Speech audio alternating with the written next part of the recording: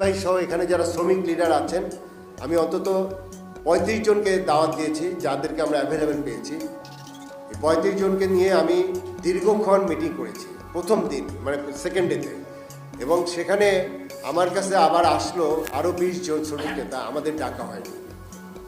আমি জানি না আসলে শ্রমিক নেতা কারা, মানে এত শ্রমিক নেতা, কিন্তু ওই যে রাস্তা বন্ধ হয়েছে সেখানে আমি কিন্তু কোনো নেতাকে দেখিনি।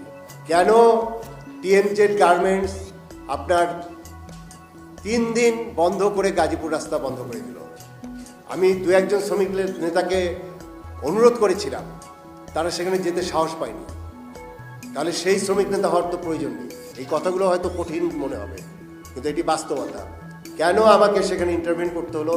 আমি ওভার টেলিফোনে কথা বলার পরে, আমি আশ্বস্ত করার পরে তারা সাথে সাথে রাস্তা ছেড়ে দিল। আমি মন্ত্রণালয় থেকে টেলিফোনে কথা বলে যদি রাস্তা ক্লিয়ার করতে পারি, তাহলে কেন শ্রমিক নেতারা সেখানে গেল না? কিন্তু শ্রমিক নেতারা কিন্তু একটা না, সেখানে এত ফেডারেশন, এত দল, এত পথ, এত মত, এবং অনেকে আবার মালিকের রয়েছে।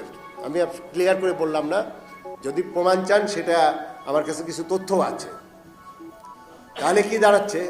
এখানে নেতৃত্বের কিন্তু অনেকটাই বলবো যে আপনার সেই নেতৃত্বের সঠিক নেতৃত্ব নেই।